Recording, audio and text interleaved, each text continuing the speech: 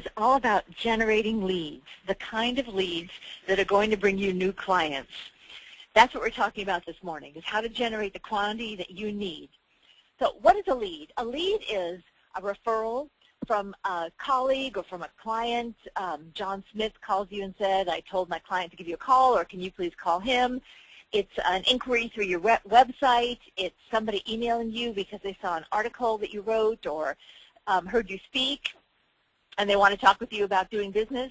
That's the lead. That's the lead that you are looking for in terms of marketing. And that's what marketing is all about. It's about generating leads. So in terms of numbers, we're going to be talking about how to get those numbers up today. In terms of numbers, we're also talking about the fact that this is 2015, and we all want to maximize our marketing this year. We're going to be talking about 5 ways to rev up your marketing, 5 marketing building blocks you can't live without, and 5 marketing actions that are going to accelerate your results this year. So on to the max, 15 ways to maximize your marketing in 2015. I'm Sharon Berman. My company is Berbay Marketing and Public Relations, and we create the visibility and credibility that fuel revenue growth.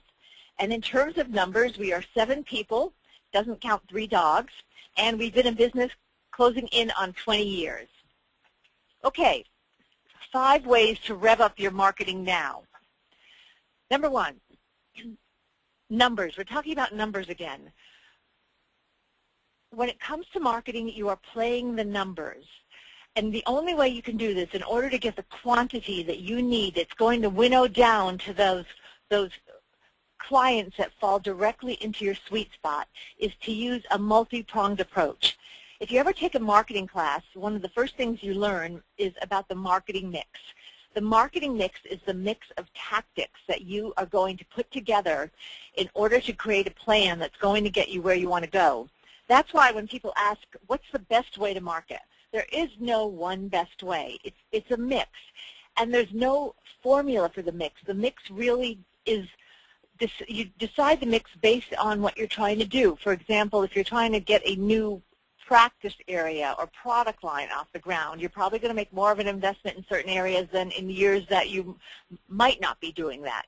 So it's the tactics that you're looking at. You're looking at, for example, direct mail, email, your website, social media, your merchandising. And when we talk about professional services, a lot of times professionals don't understand what does merchandising have to do with a professional service. In terms of, we think of merchandising in terms of, end cap displays in retail stores.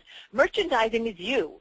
How are you merchandising yourself? How are you dressing? How do you present yourself? That is about merchandising when it comes to a professional service. So you want to be looking at a multi-pronged approach. And if you're thinking about your marketing this year and how to rev it up, you want to be saying, okay, last year I did maybe email, and I did an email campaign of newsletters, but I didn't seem to bring in a lot of leads, and I let that dip. I'm going to get back to that. You want to look at what that mix is. If you're looking at your 100% marketing pie, where is your emphasis going to be this year? And you want to be looking at different vehicles, vehicles being social media, your online marketing, direct mail. There is still a place for direct mail. That's why you still get a lot of, snail mail, because it definitely works. It could be cold calling. It's your networking. It's the combination of vehicles that you're going to use. And I would think about, if you've been at this a while, then there are definitely vehicles or tactics that somebody might suggest, and you're going to say, oh, we tried that. We did this. We tried that 15 years ago. It didn't work. We tried that 5 years ago. It didn't work. Well, every marketing tactic works. Every marketing vehicle works, but it's how it's executed. So perhaps 5 years ago the timing wasn't right, or perhaps the way it was executed wasn't as consistent as it needed to be.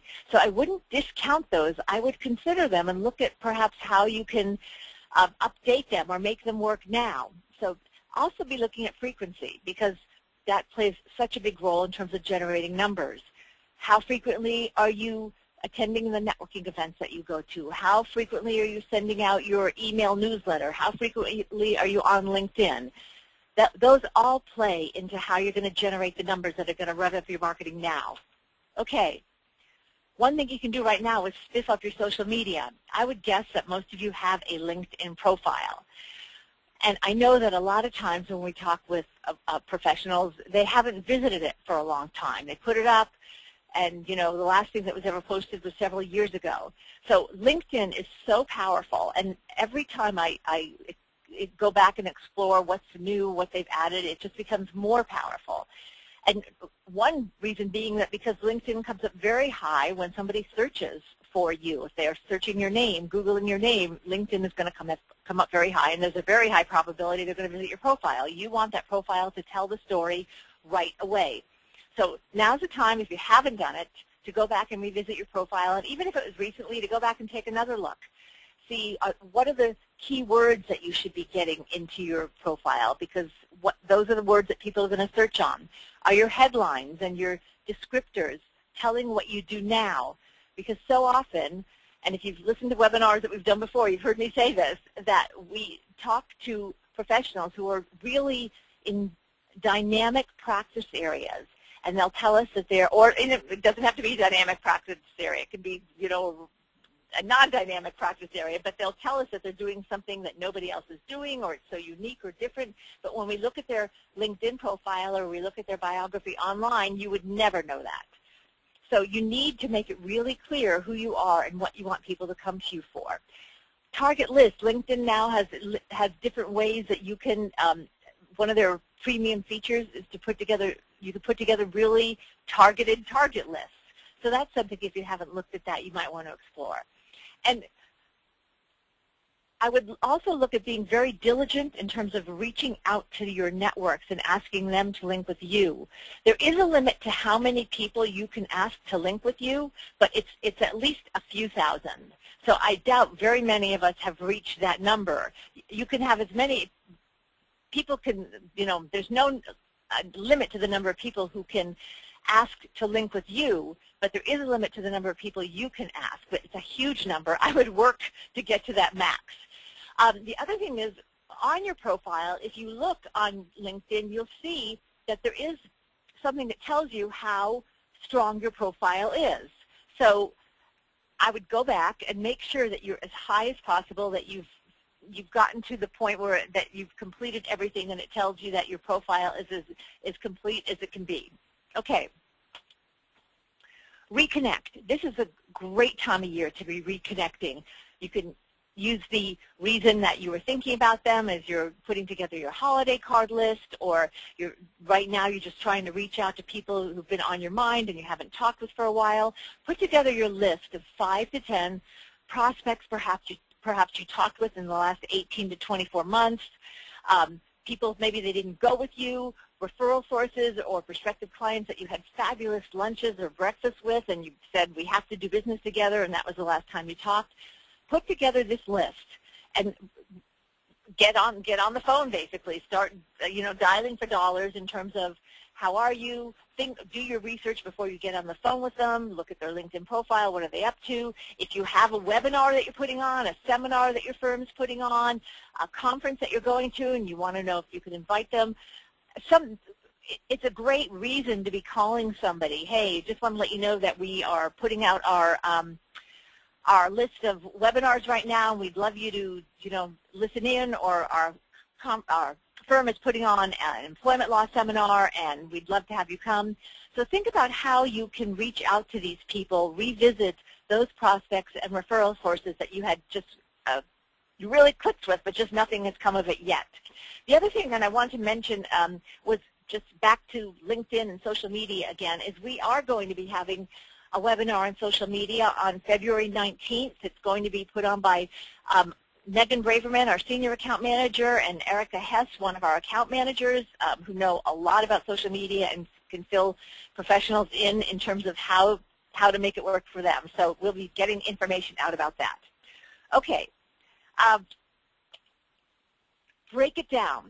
In terms of how to rev up your marketing, we all have big goals.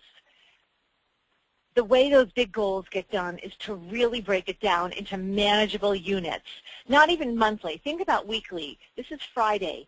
When we wrap up this webinar, get off the phone and put together your goals for next week. realistic goals based on how busy you are or not busy, how many calls you're going to make, how much time you're going to spend on social media, whether it's LinkedIn, your Facebook, if you're on Twitter, lunches, breakfasts. Scale it back so it's realistic, and do something that you can feel good about at the end of the week, and then let's just repeat it over and over. So break it down into really manageable units. You know, this is January 16th. By now, anybody who put together a plan may be long forgotten, and in terms of your, call them big, hairy, audacious goals. But you get to those big, hairy, audacious goals by breaking it down into smaller increments that are manageable and doable. Okay, content, repackaging, and repurposing. You have probably heard a lot about content, and especially if you've listened to some of our recent webinars. What is content? Content is the informative, valuable, educational material that all of you as professionals have. Now, you might not be stopping to think about it as you're talking with clients, as you're going through your day, as you're stuck in traffic, but you all have very valuable material that other people want. And the key is, how do you capture that material and how do you package it so you can repurpose it and take that one element and duplicate it, as you can see here, duplicate it over and over so that you can make it work for you. You can claim more online territory. You can claim more space in, you know, when they talk of top-of-mind awareness, if you've heard the term, top-of-mind awareness is that top of mind that you have in your market's minds. And you get that through the content that you keep hammering away at, demonstrating your expertise. Professionals market by giving away what they know. Not giving away the secret sauce. Some people get concerned when we say that because they're afraid they're going to give their secrets away. That rarely happens. We each have our own way of doing things and our own secret sauce that we really don't give away. But there's just a lot of material you can repackage. If you're giving a talk, was that talk transformed into a blog post? Was a summary or a few bullet points from the talk? Have they been distributed via social media? Did you turn it into a webinar? Did you turn it into a white paper? Was it posted on the website? Basically, how do you milk it? It's not doing 100 different things. It's taking one element and making it work for you 100 times. So think about what you have, that one piece of content you have that you can really package and repurpose, and let's start working on it. Okay. 5 marketing building blocks that you can't live without. You know, especially with the economy the way that it had been for the past few years, it's changing now, but we got a lot of calls from professionals who'd been at their firms for a long time, and then there was downsizing, and people who really hadn't had to market before were calling us and saying, I really don't know where to start. So we had a lot of opportunity to really think about what are the elementary building blocks, and I really visualize this as your toolkit, as if you had a toolkit and it's your marketing toolkit and you're throwing in the different pieces that you can't live without in terms of, okay, if I'm going to go to market, what do I need? Okay, you need a database. By this I mean an email list. It could be a hard copy list, but you have to have email addresses. Something that I always use the test. If the New York Times or Wall Street Journal had a glowing article about you and your firm on the front page today, could you get it out to your mailing list by this afternoon, to your email list? Because a lot of times it's the mailing list basically is sitting, it's business cards that haven't been entered, or nobody's paid attention to the email list for a long time. If you have an up-to-date email list, you're in a fabulous position. If you don't, just start where you are. It's not that it has to be a perfect email list. If you have 25 people on your email list, start there. If that's clean and up to date, then just use that as your core and start building on it. I know sometimes putting together these lists, if they're scattered, if you have business cards in drawers and you know that Sally started a list 5 years ago and you don't know where it is, just pull together as much as you can right now and just start with that. Don't look and clean, I always call this a Saturday morning task because it doesn't get done during the week. Okay, it's something you really have to focus on. You get it done once, and you keep it clean and up to date, and you can use it forever. So this, to me, is the core of a marketing program. You need a way to consistently communicate with your markets. You might want to code it, you know, different industries, clients, prospective clients, referral sources, CPAs, attorneys, but you want to also be careful that you don't overcomplicate it and slice and dice, because we found that for the most part, a lot of times, you know, the coding, maybe 3 different codes are used, if that. So don't overcomplicate it, and start where you are. In today's world, sometimes we're asked, well, why do I need a database if there's social media, if people are linked to me on LinkedIn or Facebook? Well, that's fabulous, and it's even more powerful today because you have your database and you have your social media. But so with your database, you get to choose who is on that.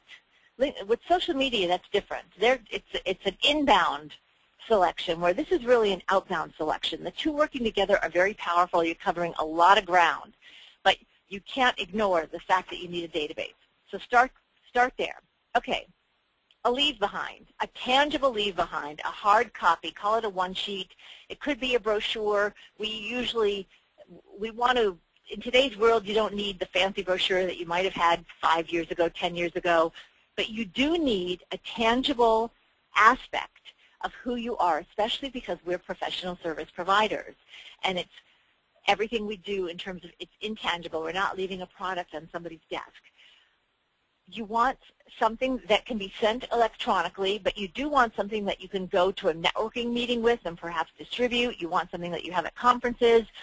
Somebody says, send me something. You don't want to just say, oh, check out our website. I have difficulty articulating why, but that leaves me a bad taste in my mouth if somebody says, oh, just check out the website. Well, of course we've checked out your website, because is there something else you can send me? And this, a lot of times, this is what prospects want. It's just a really brief introductory marketing piece that just quickly tells who you are and what you do. So if you don't have something like this, it's something to definitely add to your marketing arsenal. Okay, measuring marketing. Your marketing results are notoriously difficult to measure. It's really hard to know. Very often there's not a cause and effect. Somebody could have heard you speak 10 years ago. They've been reading your articles over the years. You don't know that they even exist. And then they talk to somebody else, and then they decide to call you. So where did that come from, and how do you track where it came from? So at the same time, that doesn't mean that we shouldn't be measuring our marketing. If you want to know how your marketing is working, you need to be measuring it, measuring anything you can. That means tracking leads, not just tracking where new business comes from. This is really where there's a lot of confusion. If you're tracking where new business comes from, that's fabulous. That's a great start. You also want to be tracking where your leads are coming from, because the only way to measure marketing is through leads. You don't measure marketing through sales, because you could be doing a fabulous job of marketing. Your marketing department could be bringing in leads hand over fist. But if you have lousy salespeople, if your professionals don't know how to sell, that's not going to translate into sales. So the measure of marketing is leads. You want to also be measuring conversion, the quality of those leads, right? Okay, well, this source is bringing in a lot of leads, but they're really lousy. Let's, take another look at that. This source is bringing in great leads. You want to be looking at the quality, and you also want to be looking at your conversion. How many of those leads winnow down to really great prospects and then convert to clients, that you convert to clients? Because that's going to give you that magic number, basically. If you look at your history and you're tracking this and you know I need 25 leads to get 4 quality prospects that are going to translate into 1 client, you know how many, if you want 4 new clients, you know how many leads you're going to need. So that's a really important thing to be tracking. The other thing, in today's world, there is a lot more you can track. You can track in terms of, if you send out an e-newsletter, you can track how many opens, how many how many people looked at this article, that article. With your website, it's really important to be looking at those figures.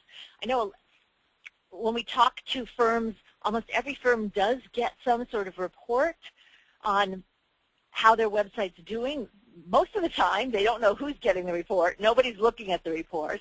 But if somebody starts looking at that and really looking at that report and asking questions, you'll see how you should be doing your marketing, what needs to change. Oh, those pages get a lot of attention. People tend to stay on those pages. Or, you know what, somebody's jumping on these pages and jumping off. We really need to take a look at that. So there's so much more today that you can track in terms of marketing that's going to tell you where to put your marketing dollars. And when somebody asks us, you know, should I put money here or there, but nobody's tracking anything, it's, you know, it's hard to answer a question. So we have really been pushing this measuring marketing because I think there's this misconception among professional services firms that it doesn't apply to us, that it doesn't apply to professional services firms for some reason, that if you were marketing a packaged good, you'd be measuring it every possible way you could. And the way that you're going to be the most effective is to begin capturing as much information as you can. Okay, descriptors. In terms of your marketing toolkit, you want to have a couple of descriptors that are your sort of template about your firm and about you. So here we have some examples of just about your firm. You want a short version and you want a long version, and you want them to be succinct. And these would be used, for example, somebody says, you're sponsoring an event, and somebody says, can you send me, I need a description of the firm. All right, instead of you can avoid a lot of times what happens where people are looking at each other. Do you have that description? How do we describe ourselves? I'm not sure, you know, and it takes 3 months before anything comes together. This way, you have it at least as it is today. It doesn't mean you can't change it. You can change it tomorrow, but a description of the firm, a short and long version. You're going to need it also for LinkedIn. You're going to need it for press releases. You're going to need it for a lot of other social media where you have to describe you and your firm. So why not have this template ready to go as part of your marketing arsenal? 2, it'll save you a lot of time and effort because these don't come together easily. They do take thought, and you want to, you know, digest them and then think about them and come back and revisit it. So it can be deceptive because they're short, but a lot of times the shorter things take the most thought and effort. So having them ready is just going to make life a lot easier. Okay, now you also want a professional headshot, and this is really key, especially again with social media, because you're going to need it for your Facebook or LinkedIn, let alone your website. And when somebody says you're speaking at a conference, you need to send a headshot. You don't want to be scrambling. Okay, you want it to be recent. If you took it more than 2 years ago, it's time to get another one. Keep in mind that in today's world, the length of any kind of marketing material is really 18 to 24 months at the outside. It's not, this is a different world where you could keep something for 5 years. It's constantly refreshing, renewing, and anything that's older than that is really going to look dated. You want it to be intentional, meaning you're going to get this headshot done to communicate who you are and have your personality come across as much as possible. And you want to think, too, about making it approachable. No matter what profession you're in, and whether it's litigation or whether it's something where you want to come across as perhaps more imposing or powerful, you can still do that in a very, very approachable way. You want people to say, hey, this looks like somebody who will get what I have to say. So if you haven't had your professional headshot taken for a while, it's really time, and have it professionally done. You know, both ladies and men should be thinking about having their makeup done before, have a makeup artist there. We're just talking about trying to look as professional and as well-groomed as possible. Okay. 5 marketing actions to accelerate your results throughout the year. Okay. Let's see here. Number 1. Okay. Perhaps we have ex-Boy Scouts on the line. Be prepared. Be prepared and take advantage of every opportunity, meaning when you sit down to lunch with that prospect, referral source, colleague, what's new? Oh, everything's fine now, not just the same old, no.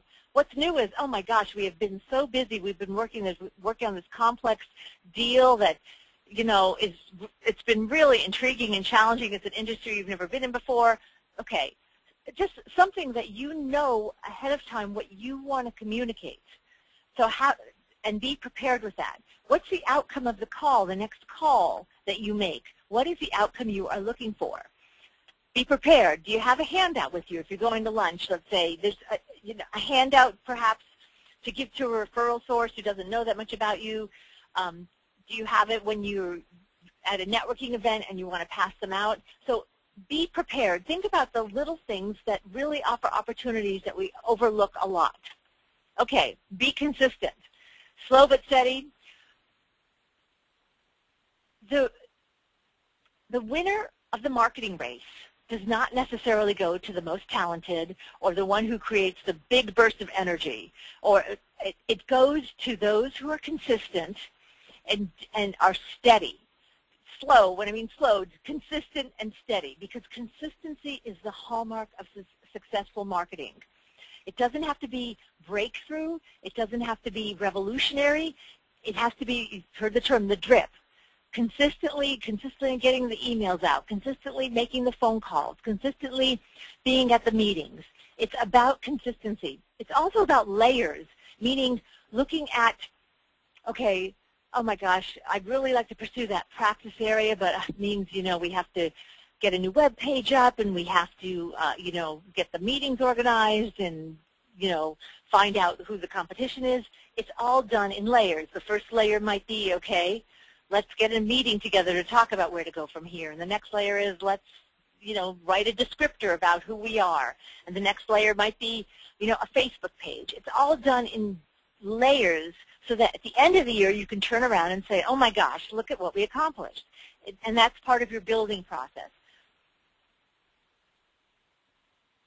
A lot of times when we're talking with professionals, they'll say, you know, oh my gosh, look at that, look at our competitor, look at what they do, look at that mountain of material they get out there. Well, they didn't start with that mountain of material. They started with the, you know, one piece and it just was building. So that's what you want to be doing is be consistent. Be interested, okay? Listen. It's so often we find that when we talk to clients or our clients' clients, listening is one of the things that they say they may not do as well as a client would wish. Listen, 80-20. Let them do 80% of the talking, and you do 20% of the talking. You do the listening. This is so important when you're talking with prospects, referral sources. There's so few people who can really listen that when somebody does listen, it really makes you stand out. And the other thing is avoid interrupting. See if you can go through the rest of the day without interrupting somebody. I'm not saying everybody here interrupts somebody, but it's just endemic in terms of the way we are. We don't even think about it anymore. We just interrupt. So think when you can avoid interrupting somebody and you are listening to them, it puts you in a different position. Okay, be better. This is Super Mario here, and you can see how he changed over the years. Debrief after meetings. You get back from a proposal meeting. You get back from an initial meeting with a prospect. What could you have done differently, said differently? What should you bring next time? What did you wish that you had there? Debrief, review, and revisit. That's the way your marketing gets better. That's the way you get better. And I know we're all running from one thing to the next, but in terms of marketing actions, if you want to differentiate yourself, this continuous process of refining and revisiting will differentiate you. Be imperfect, okay? So many times things do not get out the door because we're waiting for perfection. We're waiting for, oh, I'm not sure, or let me think about it. And then the time passes. It becomes stale, and something that you might have put a lot of time and effort into can't get used. It doesn't have to be perfect. You want it to be the best it can be right now, but you want to avoid paralysis. You want to get it out the door so you can get feedback that's going to tell you how to do it differently next time. And it's onward and upward. Strive for imperfection. Okay, so those are our 15 ways to make your marketing better this year. I know that you are all everybody listening to this is a seasoned business developer and is consistently doing what I call pounding the pavement and shaking the trees, in terms of shaking those trees to get leads to fall out. I know that you are all focused on making your marketing the best it can be this year, and I know that if you implement just a few of these concepts and tactics we talked about, you're going to take your marketing to the max in 2015. So thank you very much for listening. Okay, please mark your calendars. On January 29th, we're going to be having cliff notes from the Marketing Partner Forum. Senior Account Manager Megan Braverman is going to be giving you a recap from next week's Marketing Partner Forum, which is one of the premier marketing business development meetings for the legal world, but also it applies to all professionals. Everything we learn there really applies to all professionals, so please mark your calendars. It doesn't look like we have any questions, so I just want to say thank you very much, and I look forward to getting together with you on our next webinar. Bye.